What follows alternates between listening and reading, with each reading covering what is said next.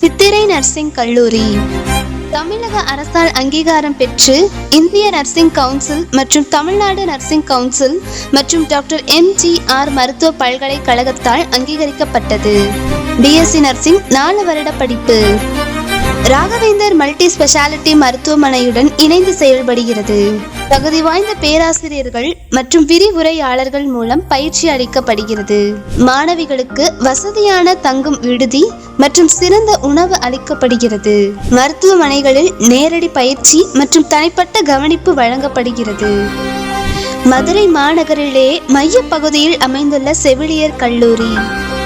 சேர்க்கைக்கான தகுதி குறைந்தபட்ச வயது 17, 12ஆம் வகுப்பில் தேர்ச்சி பெற்றிருக்க வேண்டும்.